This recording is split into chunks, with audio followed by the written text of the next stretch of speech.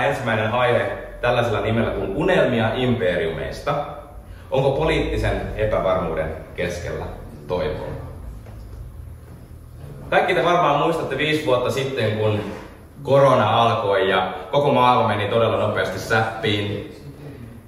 Koulut, julkinen tila, kaikki meni kiinni, kaikki siirtyi nettiin. Kaikkien piti opetella käyttämään Zoomia, kaikkien piti oppia käyttämään striimausta.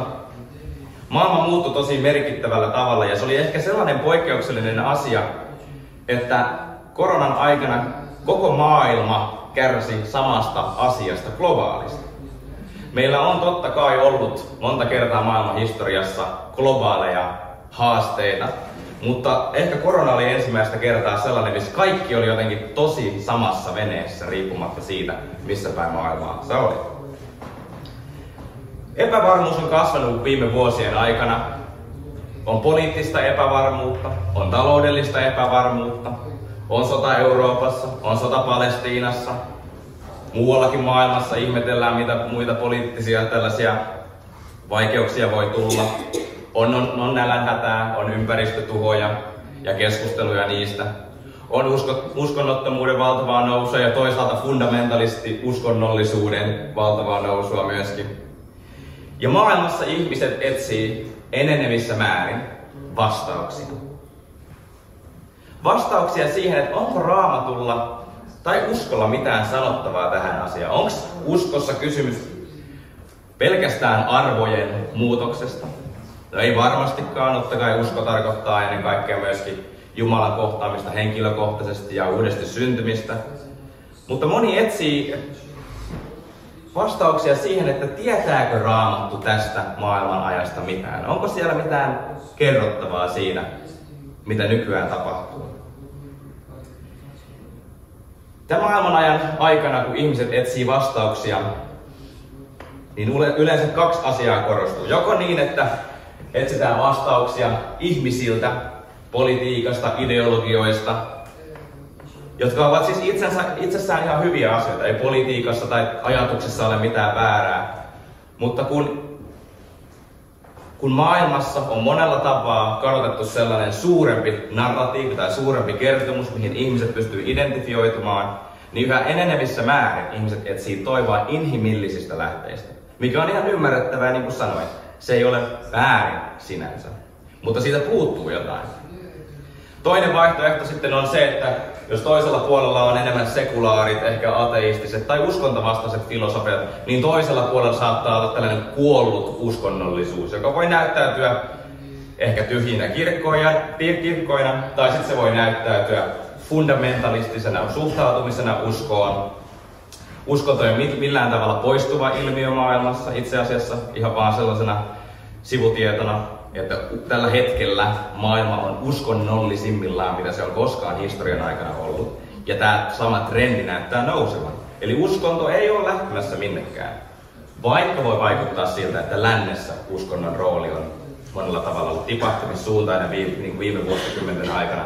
Mutta jälleen kerran näyttää siltä, että se saattaa nousta. Ja kaikki sen nousun, miten mä sanoisin, näkyvät piirteet ei ole aina positiivisia. Ja sitä me käsitellään ehkä enemmän huomenna ja sitten viikon päästä. Ja me huomataan myöskin se, että kun uskonnollisuus pyrkii tarjoamaan vastausta tässä ajassa tähän epävarmuuteen, niin monesti se saattaa tulla sellaisen pelkokeskittyneisyyden kautta. Eli kun maailmassa nähdään tämä epävarmuus, niin silloin tuomiokellojen soittajat alkaa soittamaan vimmatusti ja alkaa vetoamaan siihen, mikä ihmisillä jo lähtökohtaisesti heidän sydämessään soi, mikä on pelko. Ja tietyllä tavalla uskonto on siinä mielessä myöskin vaarallinen ase, että mikäli uskonto valjastetaan ihmisen pelon tällaiseksi tarttumakouraksi ja sen kautta manipuloidaan ihmistä, niin se on vaarallinen ja huono asia. Sen takia me haluttiin myöskin nimetä tämä erityisesti Toivon profetia-sarjaksi, koska profetiat todellisuudessa ei käännä meidän katsota kohti tuhoa ja hävitystä, vaan profetioiden suurin sisältö on nimenomaan siinä, mitä se kertoo meille toivorikkaasta tulevaisuudesta.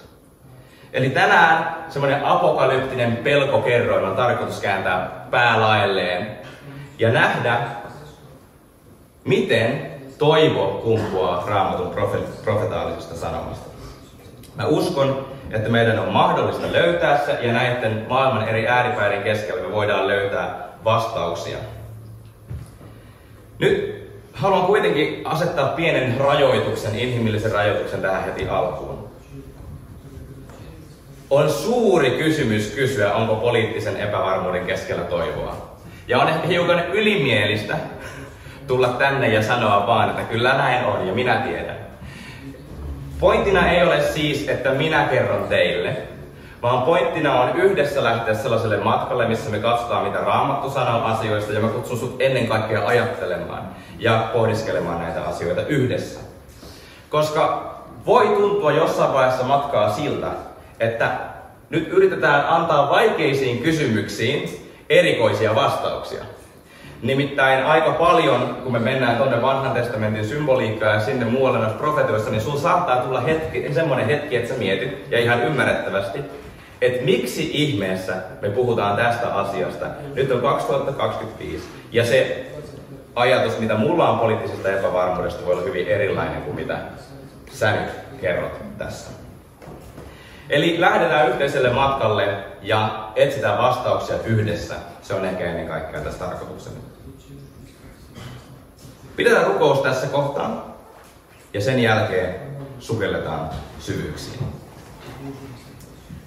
Rakas taivaallinen Isä, kiitos siitä, että Raamatun profetaalinen sana puhuu meille voimakkaasti yhä tänä päivänä. Ja me rukoillaan, Herra, että sä antaisit meille sellaisen viisauden hengen ja nöyryyden hengen, kun me lähestytään näitä aiheita. Että sä todella voisit sytyttää meissä ymmärrystä, joka synnyttää meissä toivoa. Ja toivoa, joka synnyttää meissä paloa olla tässä maailmassa valon kantajina ja soidun eteenpäin viejinä ja toivon tuojina. Tulkoon sun pyhä henkesi kaikkien meidän yllemme ja avaa meille Raamatun sana Jeesuksen nimessä. Aamen. Tänään mä aion vastata tähän poliittisen epävarmuuden kysymykseen Danielin kirjan luvun 2 kautta. Mutta ennen kuin me mennään sinne, niin meidän täytyy laittaa muutama palanen paikoilleen, että miten me voidaan ylipäätään lähestyä tällaista 2500 vanhaa tekstiä. Varmaan ensimmäinen oleellinen kysymys on se, että mikä on profetia? Mikä on profetia? Mä oon yrittänyt olla mahdollisimman yksinkertainen ja yrittänyt välttää pitkiä vaikeita määritelmiä, joten here we go. Profetia on jumalallinen ilmoitus. Eli Raamatussa, kun joku saa profetian, niin Jumala ilmoittaa profeetalle tai profetian vastaanottajalle jotain, mitä profeetta tai profetian vastaanottaja ei olisi voinut tietää ilman, että Jumala olisi ilmaissut sen hänelle. Ja profetioita on ainakin kahdenlaisia. Yksi profetiatyyppi on ennustukset. Ja näitä on Raamatussa paljon, todella paljon, erityisesti liittyen Jeesukseen ja hänen elämäänsä. Mutta ei pelkästään Jeesukseen ja hänen elämäänsä. Raamatussa on hyvin paljon ennustuksia, hyvin tarkkoja ennustuksia, joiden matemaattinen todennäköisyys toteutua on äärimmäisen pieni, mutta silti ne on toteutuneet. Mutta huomioikaa, kaikki profetiat eivät ole ennustuksia, vaan osa profetioista, minkä vanhan testamentin profeetat saa, ovat enemmän tällaisia julistuksia. Eli profeetta julistaa sille ajalle, missä tämä profeetta vaikuttaa, jotain sanomaa, joka koskettaa sen ajan yhteiskuntaa. Ja ne ei yleensä olleet kovin imartelevia sanomia. Ne eivät olleet silleen tämän tyyppiset, että te toimitte ja käyttäydytte aivan mahtavasti, jatkakaa samaan malliin. Vaan profeetit oli yleensä päinvastoin. Ne oli yleensä herätyshuuto, jossa sanottiin, että herätys, yhteiskunta on täysin sekasorron ja epäjärjestyksen ja epäoikeudenmukaisuuden vallassa. Herätys ja palatkaa takaisin sinne, mistä te alun perin lähdette liikkeelle. Eli profetia on jumalallinen ilmoitus, joka voi olla ennustus, mutta on usein myös julistus. No miten niitä profetioita tulisi sitten tulkita? No aivan ensimmäisenä, mitä Raamatussa sanotaan asiasta, on se, että siinä tarvitaan rukousta ja nöyryyttä. siinä tarvitaan viisautta. Ja se viisaus ei pelkästään älykkyyttä tai loogista päättelykykyä, vaan se on ennen kaikkea rukouksen ja nöyryyden kautta saatua tällaista viisautta, missä nähdään asiat Jumalan perspektiivistä. Sitten toinen tosi tärkeä periaate profetioiden tulkitsemisessa on se, että Raamattu tulkitsee itse itseään. Suurimmassa osassa tapauksia.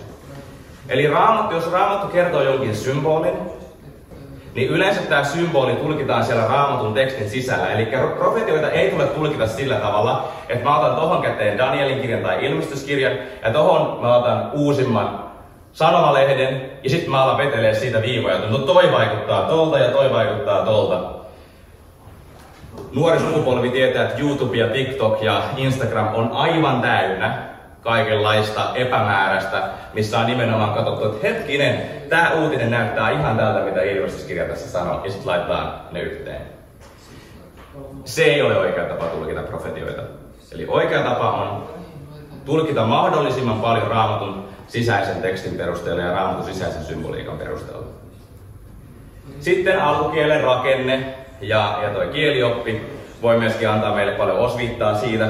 Jossakin puhutaan menneistä aikamuodoista, jossakin puhutaan tulevista aikamuodoista, joku aikamuoto on nykyinen. Eli siellä tekstissä, alkutekstissä etenkin näkyy se, että puhuuko joku asia menneistä, nykyisistä vai tulevista asioista.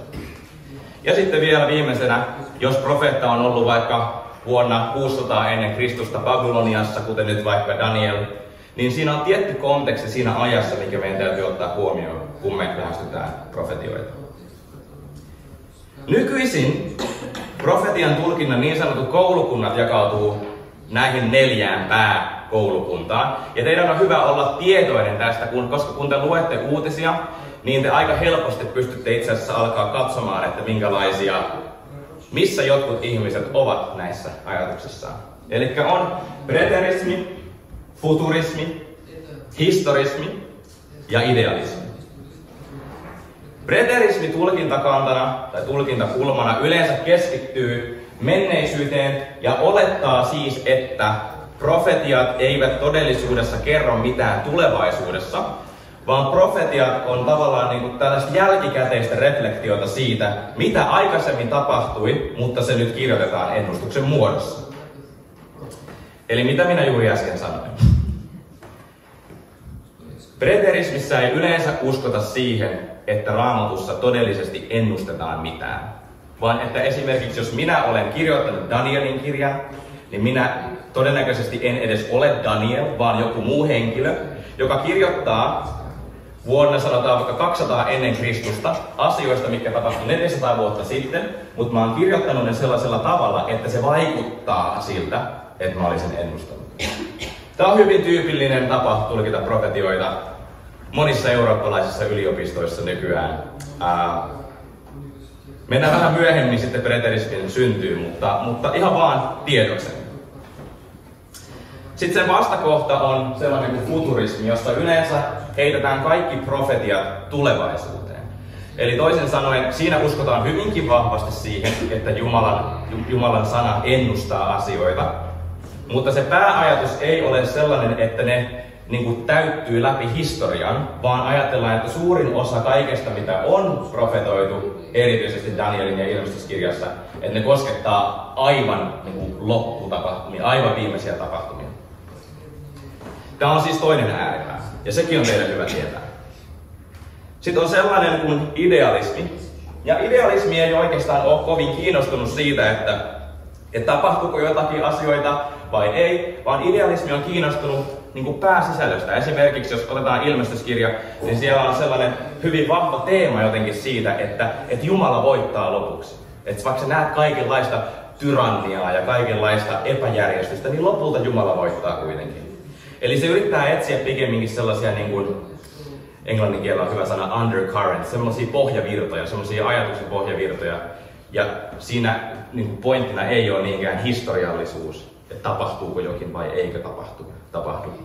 Ja sitten ajatuksena voi vielä olla, että me opitaan sieltä sellaisia tärkeitä periaatteita, jotka voi tapahtua monta kertaa monissa eri tilanteissa. Vaikka tyrannia on yksi sellainen, että tyrannia voi tapahtua monta kertaa erilaisissa konteksteissa.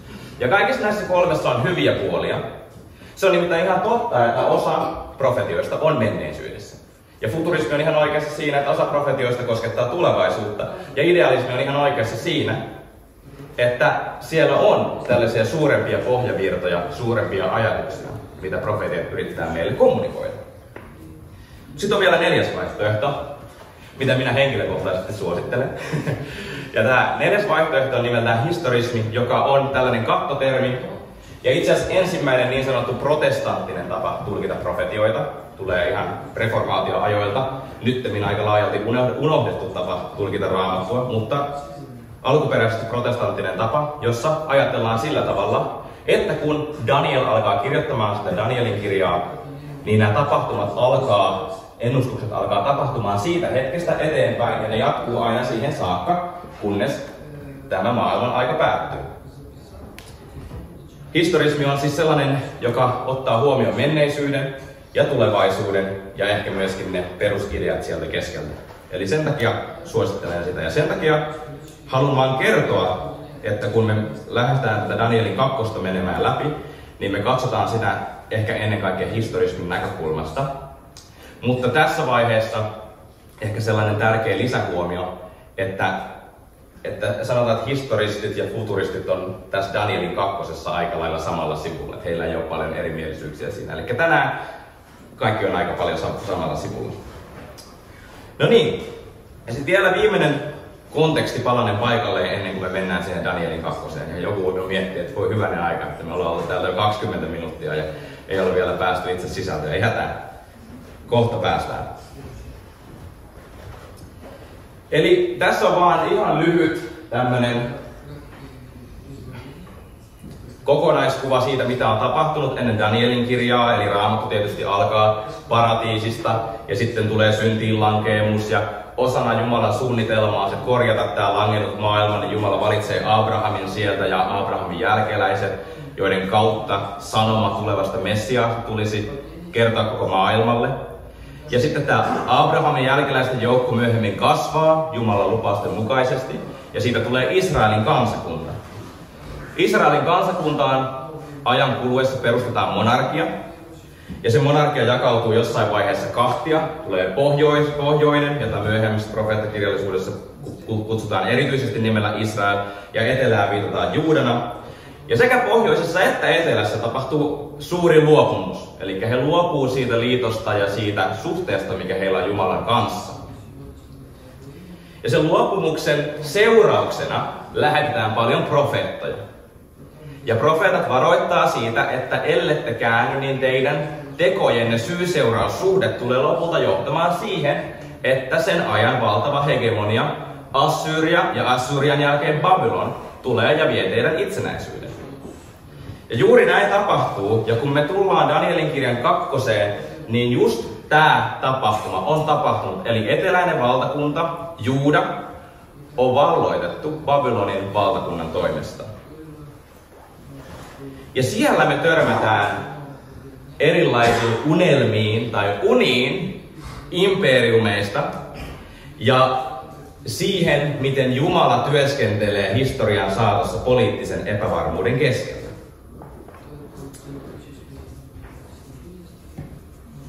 Eli luku 2 alkaa näin. Siellä on tällainen suuri monarkki, suuri hallitsija, joka on ihan historiallisesti todellinen hahmo, kuningas Nebukadnessar, Babylonian valtakunnan suurin hallitsija. Ja hän näkee unen, joka askarruttaa häntä hirveästi. Ja hän pyytää, että ne viisaat, Babylonin viisaat, eli tässä vaiheessa kaikki oppineet ja kaikki astrologit ja kaikki, jotka tietää tähtitiedettä ja heidän uskomuksistaan, niin näiden viisaiden tulee kertoa Nebukadnessarille se uni, jonka hän näki, ja B, sen selitys. Eli jos mä tulisin huomenna sun luokse kylään, ja mä kysyisin sulta, että kerro mulle, mitä unta mä näin viime yönä, niin mä laittaisin sulle aika mahdottoman tehtävän. Puhumattakaan, että mä kysyisin, että kerro mitä mä näin, ja sen lisäksi selitä sen. Tässä yhteydessä toi Nebukadnessar vaatii tätä tietoa, mutta kuten arvata saattaa, niin Babylonian oppineet, sen ajan suurimmat akateemikot eivät pystyneet vastaamaan kuninkaan kysymykseen. jonka seurauksena impulsiivinen Nebukadnessar sanoi, että kaikki Babylonian viisaat tuhotaan ja tapetaan. Aikaisemmassa luvussa me ollaan huomattu, että Jumala on säästänyt Babylonian valtakunnan keskellä Danielin ja hänen 3 ystäväänsä. He on juutalaisia taustaltaan, mutta he on nyt tämän suuren paganallisen kuningaskunnan keskellä. Ja myös heidät luetaan mukaan näihin Babylonian viisaisiin. Eli tämä tuhokäsky koskee myös heitä. Ja Daniel ja hänen ystävänsä sitten aloittaa tällaisen suuren rukouskampanjan, että he voisivat tietysti säästyä ja ennen kaikkea myöskin antaa kuninkaalle vastauksen. Ja niinpä sitten lopulta Daniel menee sinne kuninkaan eteen, koska Jumala on paljastanut Danielille A. Nebukadnessarin unen ja B. sen selityksen. Ja nyt me otetaan Raamatun teksti siitä kohdasta, hypätään kyytiin siitä kohdasta, kun toi Daniel, nyt me ollaan jo liian pitkällä. Siitä kohdasta, kun Daniel alkaa selittämään sitä unta Nebukadnessarille. Siellä sanotaan näin. Sinä näit ison kuvapatsaan. Patsas oli valtava ja sen kirkkaus suunnaton. Se seisoi sinun edessäsi ja se oli hirmuisen näköinen. Kuvan pää oli puhdasta kultaa, sen rinta- ja käsivarret hopeaa, sen vatsa ja lanteet vaskea, sen sääret olivat rautaa, sen jalkaterät osaksi rautaa, osaksi savea. Sitä katsellessasi irtautui yhtäkkiä kivilohkare ihmiskäden koskematta. Se iski kuvapatsasta jalkoihin, jotka olivat rautaa ja savea, ja murskasi ne. Silloin musertuivat yhdeltä kertaa rauta, savi, vaski, hopea ja kulta, ja niiden kävi niin kuin akanoiden kesäisillä uimatantereilla. Tuuli vei ne, eikä niistä löydetty jälkeäkään. Mutta kivestä, joka oli murskannut kuvapatsaan, tuli suuri vuori, ja se täytti koko maan. Tämä oli uni, ja nyt ilmoitamme kuninkaalle sen selityksen. Eli kun kuningas Nebukadnessar oli nähnyt unta, niin hän oli nähnyt tällaisen unen. Babylonin viisaat eivät tienneet sitä, mutta Jumala ilmaisi sen Danielille. Ja se visuaalinen kuva, joka siellä unessa oli ehkä pysäytettynä, jos pysäytetään tämä elokuva, minkä hän näki siellä keskellä yötä, niin se oli ehkä jotain tämän tyyppistä. Tämä on tämmöinen aika normaali kuvaus, paitsi että tekoäly sen verran erehti tätä kuvaa tehdessä, että kun katsotaan noita jalkoja tossa, niin niiden pitäisi olla ehkä ennemminkin sekoitelma savea ja rautaa, kun tollanen, niin kun se menee vähän niin kuin raudasta savea. Eli siinä oikeassa kuvassa pitäisi olla sekä rautaa että savea yhdessä tässä jalkojen alueella. Ja tämä oli se, mitä kuningas Nebukadnessar näki.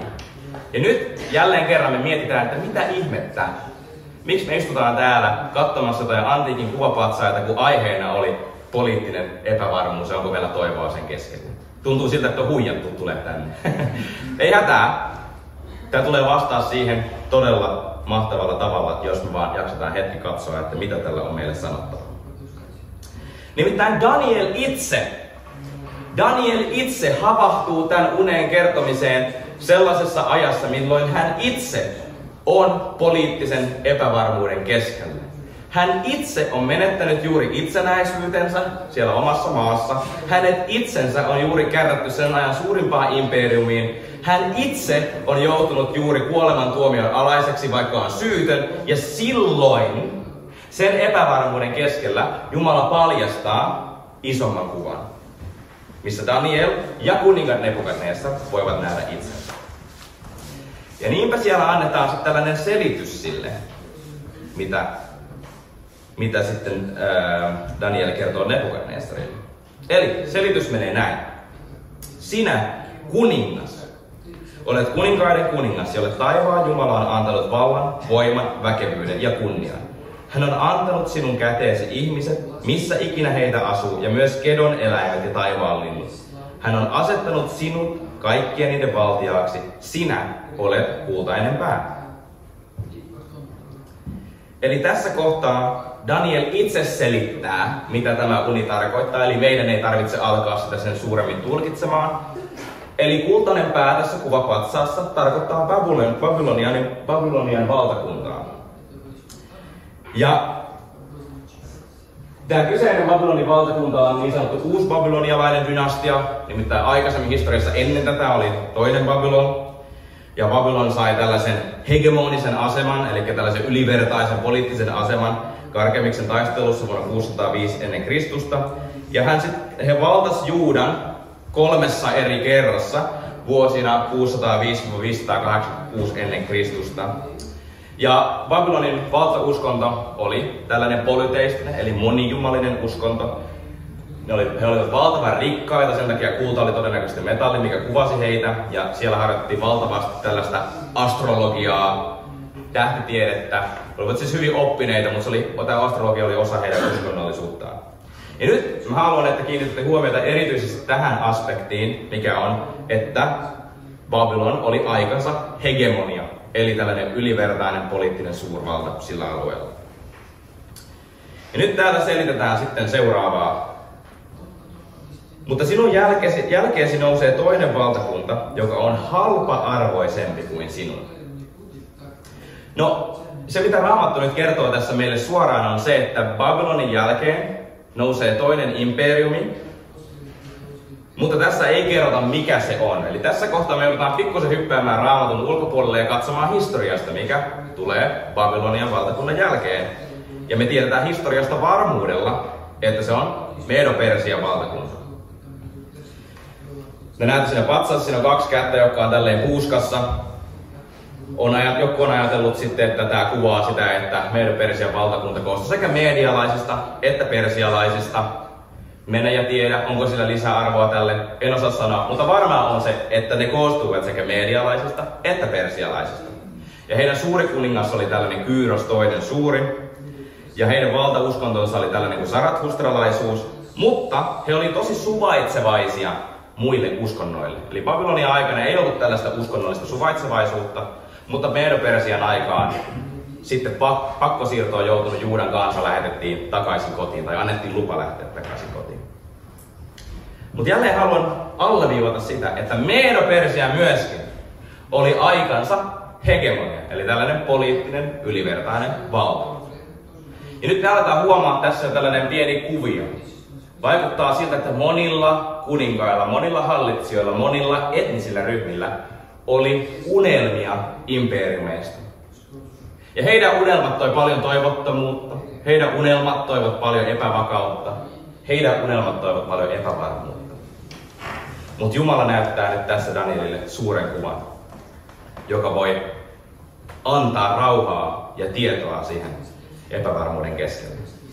Ja niin tässä sanotaan, että sitten nousee 3. valtakunta, se on vaskea tai pronssia, ja sitten sanotaan, että se hallitsee koko maata, tai toinen käännös sanoo maailmaa. Ja jälleen kerran meidän täytyy mennä vähän historiaan. Tässä Raamattu itse sanoo vain sen, että se on 3. valtakunta Medo-Persian valtakunnan jälkeen.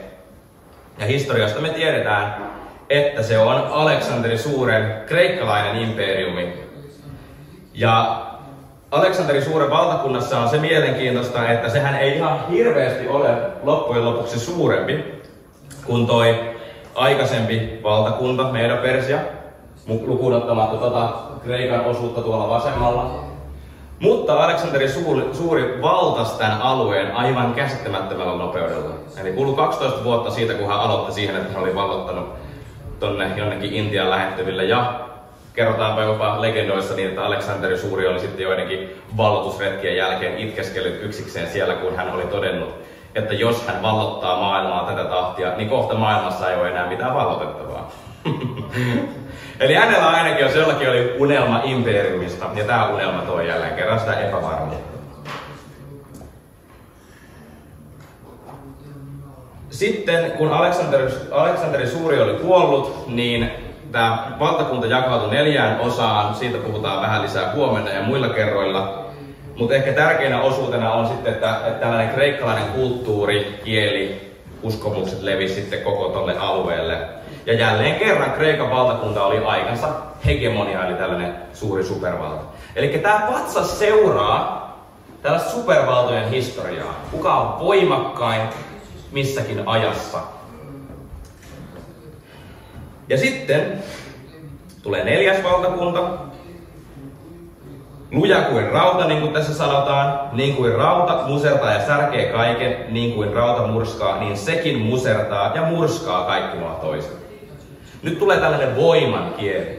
Nämä kaikki muut oli voimakkaita kyllä tähänkin mennessä, mutta erityisesti tästä 4. valtakunnasta käytetään tällaista voimakasta kieltä, joka valtaa ja murskaa kaiken.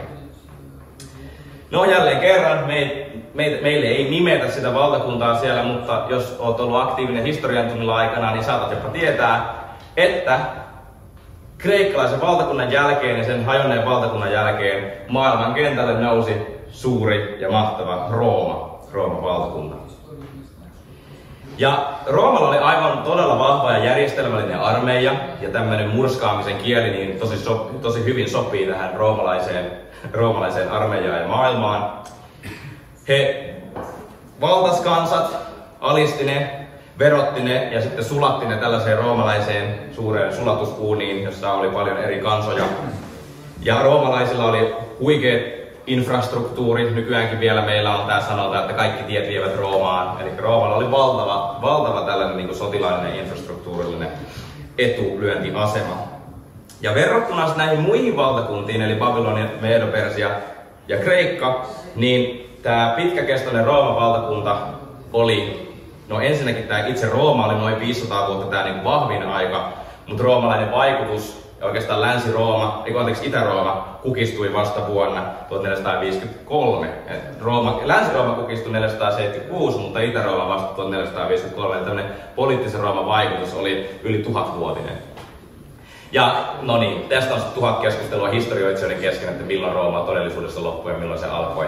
Nämä on suuntaan antavia numeroita, jos joku lukee Wikipediasta tai jostain muualta jotain parempaa, niin voitte tulla sitten kritisoimaan tuolla myöhemmin.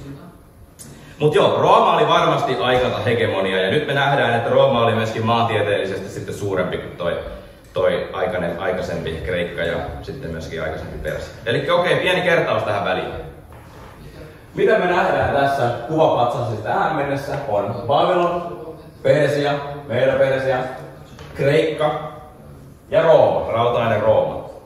Mutta tämä profetia ei pääty tähän, vaan me ehdotetaan nyt sitä, että tämä profetia jatkuu tosta hetkestä aivan tänne meidän aikoihin saakka. Ja sen takia se alkaa koskettaa myöskin tätä meidän aikaa ja meidän ajan poliittista epävarmuutta. Okei, katsotaan. Se, että näit jalkojen ja varpaiden olevan osittain savenvalajan savea, osittain rautaa, merkitsee sitä, että se on jakautunut valtakunta. Kuitenkin siinä tulee olemaan myös raudan lujuutta, niin kuin sinä näit rautaa ruukkusaven seassa. Se taas, että jalkojen varpaat olivat osaksi rautaa, osaksi savea, merkitsee, että osa siitä valtakunnasta oli luja, osa hauras. Se, että näet ruukkusaven seassa rautaa, merkitsee, että vaikka ne sekaantuvat toisinsa ihmissiemenellä, ja toinen käännös sanoo aviosipein, ne eivät liity lujasti toisiinsa, niin kuin ei rautakaan sekoitu saveen. Eli jos me otetaan tästä tämmönen pieni summa summarum, mitä näistä jaloista kerrottiin, jossa on rautaa ja savea, niin se menee näin. Eli rautaa ja savea on sekoitettu toisiinsa. Sitten tämä valtakunta tulee olemaan jakautunut, eli ne ei tule olemaan tämmöisiä mahtipontisia imperiumeita enää samalla tavalla. Se tulee olemaan luja osittain ja osaltaan hauras. Sitten siellä on poliittisia avioliittoja ja ehkä voidaan soveltaa, en tiedä voidaanko, mutta ehkä voidaan soveltaa että erilaisia muitakin liittoja. Ja 5. tämmöisenä perusväittämänä on se, että ne eivät yhdisty, tämä valtakunta ei yhdisty. No mitä tapahtui sitten tämän rautaisen Rooman kulta-ajan jälkeen? No ensinnäkin me tiedetään historiasta, että Rooma ensin hajoaa, Itä-Rooma ja Länsi-Rooma vuonna 395. Ja sitten myöhemmin Länsi-Rooma kukistuu vuonna 476 ja sitten siitä alkaa tämmöinen suuren ja mahtavan Byzantin imperiumin erinäiset vaiheet, milloin ne on välillä suurempia ja välillä pienempiä. Mutta ehkä tärkein asia, mikä tämän jälkeen tapahtuu, tämä Rooman yhtenäisyys hajoaa. Ja yhtenäisen Rooman tilaan tulee tämmöinen suuri sekamelska erilaisia barbaariheimoja tai germaanisia heimoja. Eli mitä me nähdään hyvin pian poliittisen Rooman kukistumisen jälkeen, tai sen aikana on suurin piirtein jotain tällaista. Ja nyt Jos joku teistä on historioitsija, niin älkää please heittäkö tomaateilla, koska nyt mä teen jotain suorastaan rikollista, ja se on yli yksinkertaistan historiaa. Historia ei ole välttämättä lyhennettävissä näihin muutamaan pointtiin, mutta mä ihan niin tämän itse opetuksen kannalta olen nyt jakanut tähän muutaman pääpiirteen, mutta ymmärrän, että asia on monimutkaisempi.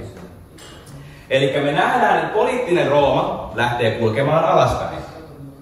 Okay? Rooma jakautuu, Länsi-Rooma tuhoutuu, sitten tulee Euroopan heimot nousee siinä Länsi-Rooman tuhon ja Rooman jakautumisen aikaan historian näyttämölle. Sitten siellä idässä alkaa Byzantin eri vaiheet ja Byzantin tuho sitten lopulta 1453. Ja sitten siellä Euroopassa totta kai alkaa syntymään erilaisia monarkioita eri ajoissa. Ja Eurooppa on sitten sellainen taistelutanner uskonnolle, politiikalle ja jne. Samaan aikaan me nähdään sitten, miten kirkollinen Rooma nousee, eli siellä kirkko kasvaa ensin valtavasti, apostolinen kirkko kasvaa valtavasti koko Rooman valtakunnan alueelle.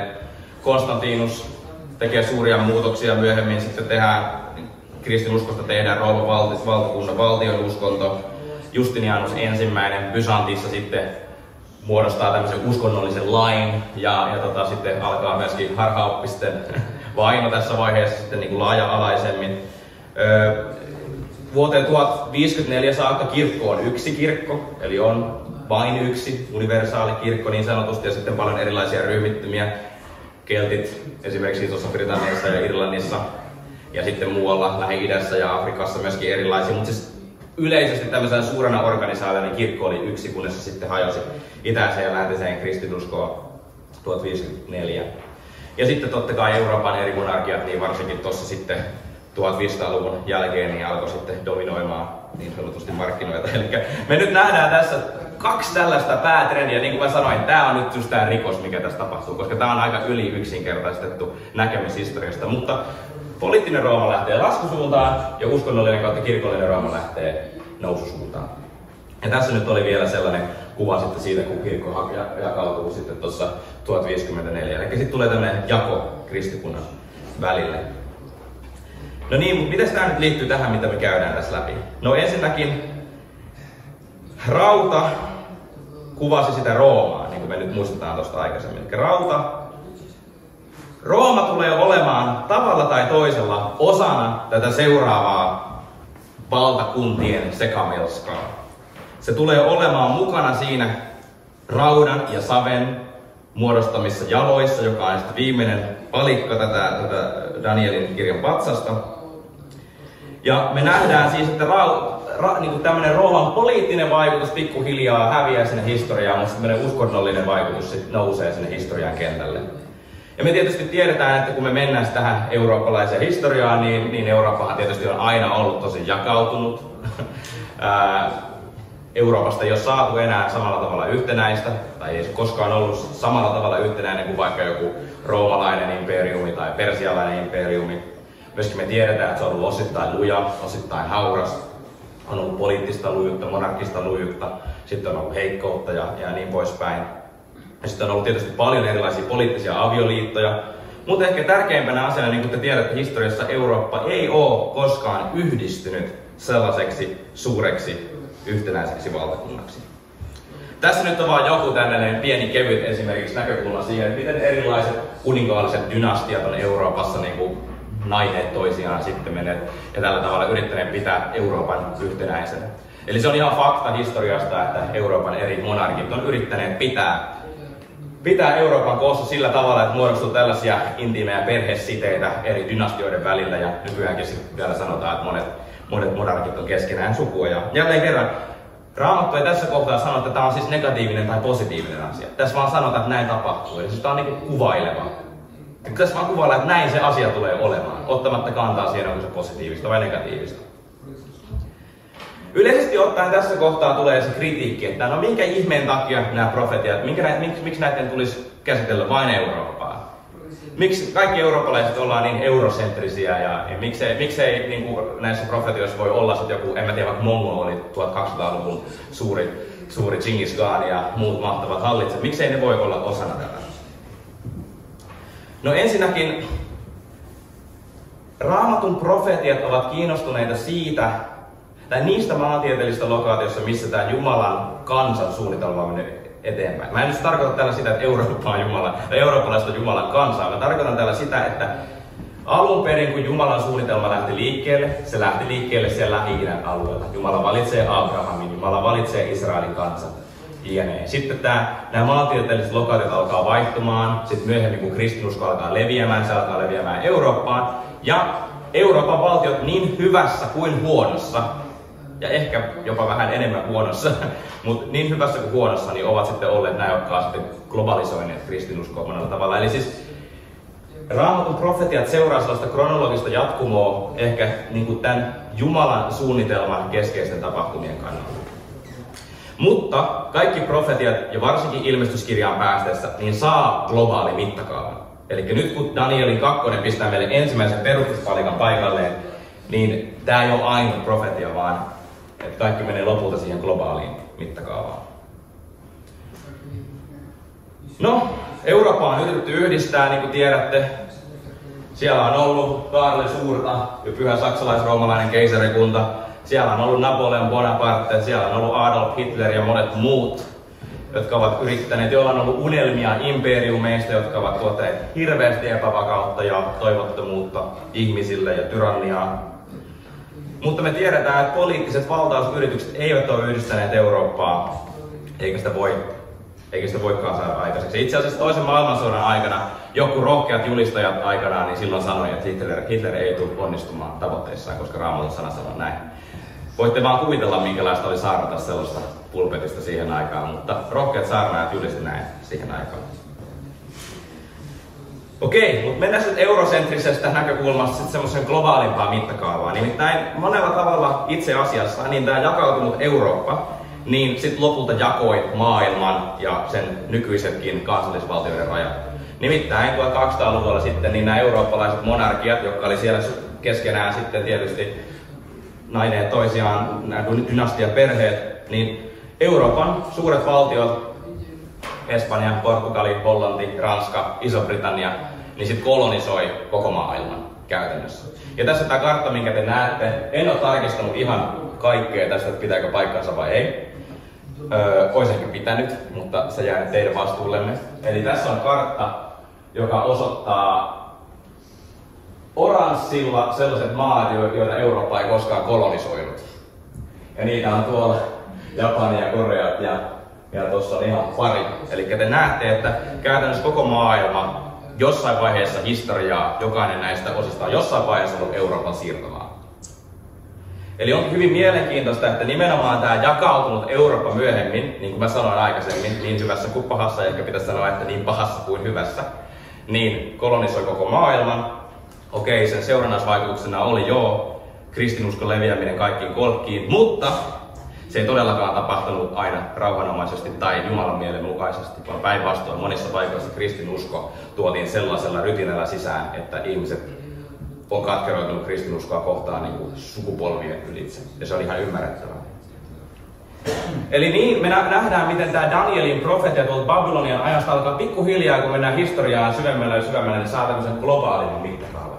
Enää ei puhuta pelkästään Roomasta, eikä hajonneesta Roomasta tai sen eri heimoista, vaan nyt aletaan puhumaan jo Euroopasta ja Euroopan imperialisoimasta maailmasta.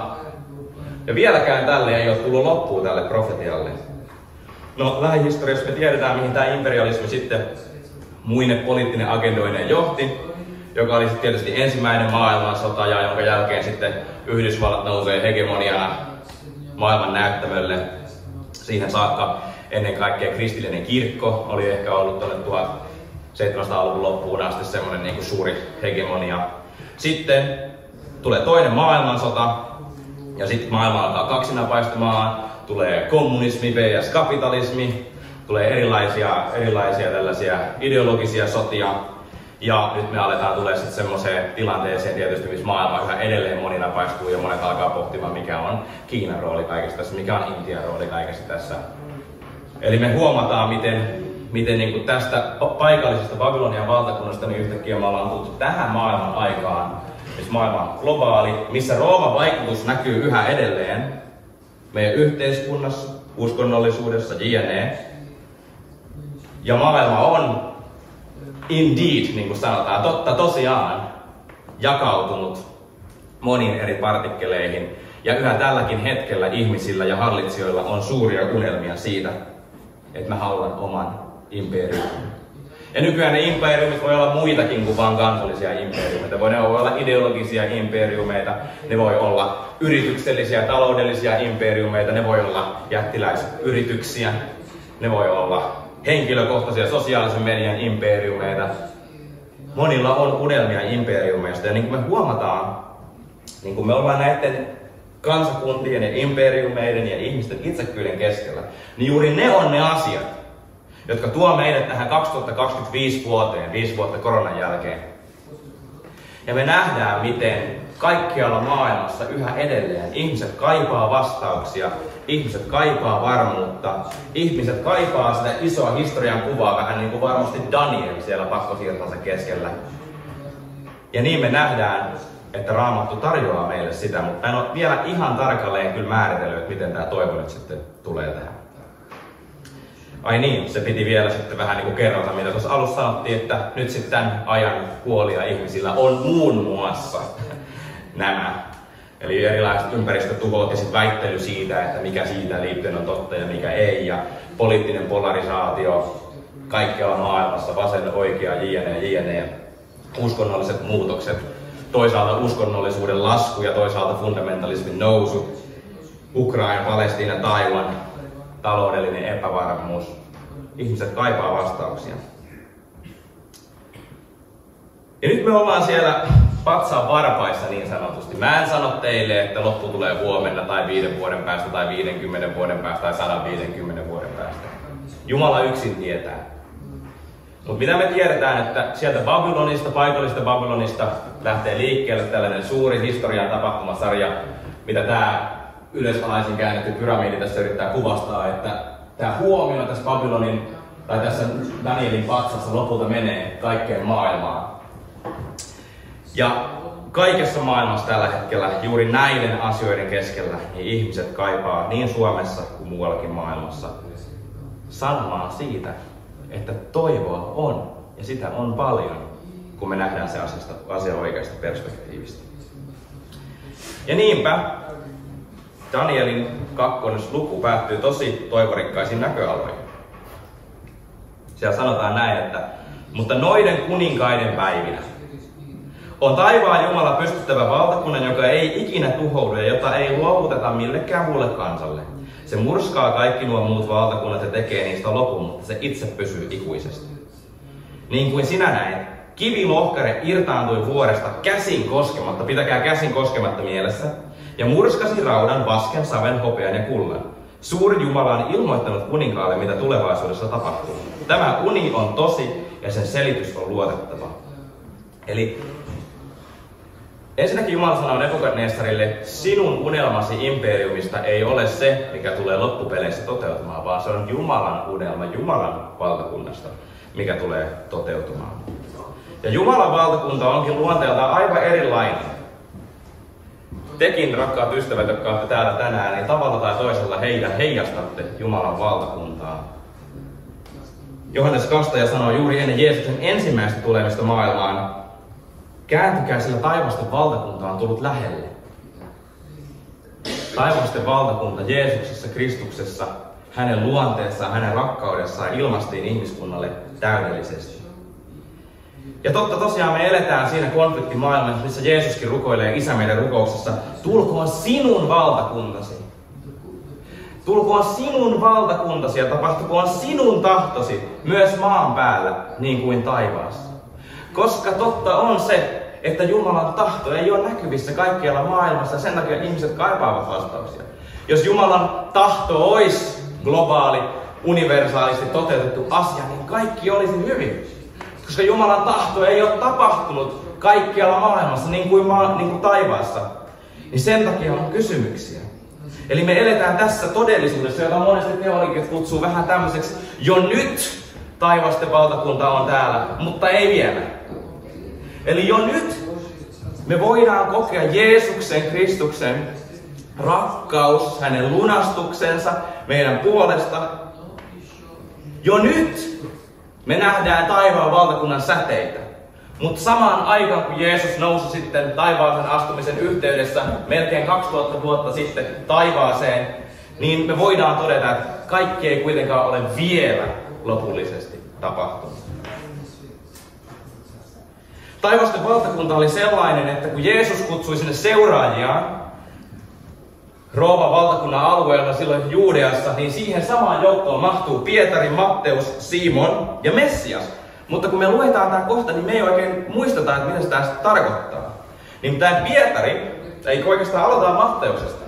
Matteus on roomalainen veronkeräjä, tai siis kerää veroja Roomalle, eihän roomalainen ollut.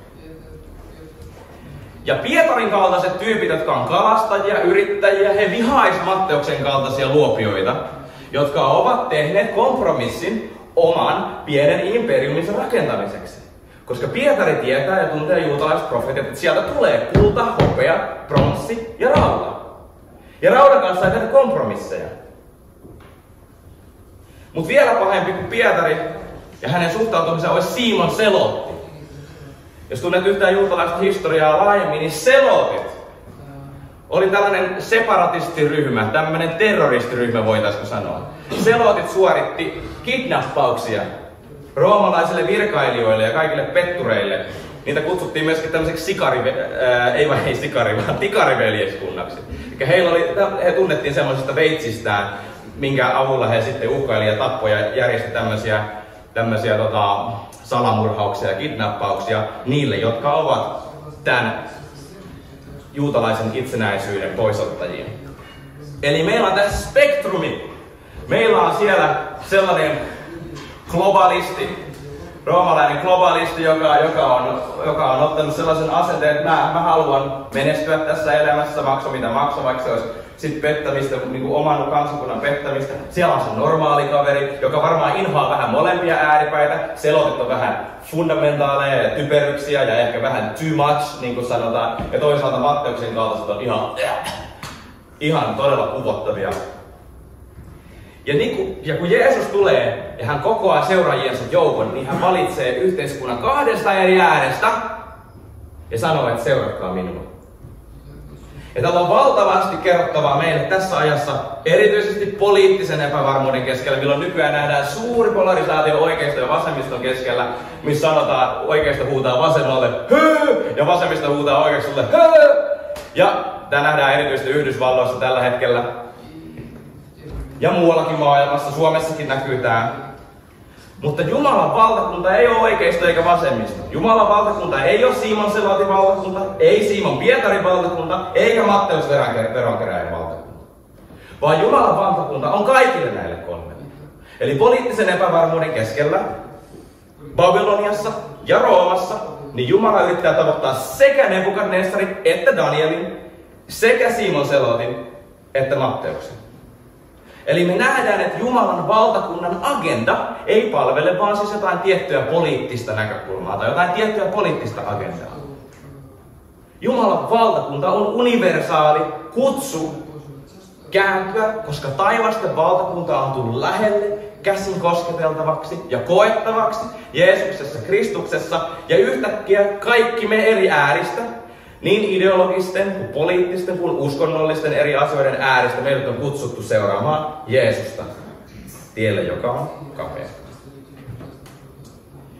Niinpä se, että mitä siellä sanottiin tästä ihmiskädestä, niin tuo meille paljon lohtua, koska loppupeleissä se kivi, joka iski sieltä tuhkaksi ja tomuksi sen Danielin patsaan, se lähti liikkeelle ihmiskäden koskematta. Se ei ollut ihmisen pyrkimys tai ihmisen aikaansaannos, vaan se oli Jumalan teko, Jumalan ajoituksella, Jumalan tavalla. Ja sen takia tämä ihmiskäden koskematta lause muistuttaa meitä siitä, että ihan ketä tahansa sä äänestät lopulta aluevaaleissa, niin loppujen lopuksi, sillä ei ole niin paljon merkitystä. Koska loppujen lopuksi, epävarmuuden keskellä, niin sä voit nojata, mä en nyt voi nojata, koska mä kaadun, mutta mä voin nojata siihen luottamukseen, että Jumala loppupeleissä johtaa kaikkea. Jumala loppupeleissä pitää kaikkea käsissään. Ja Jumala loppupeleissä toivoo, että sekä Nebukadnezar, että Daniel, että Simon Selotti, että Matteus olisi kaikki taivaasta valtakunnassa.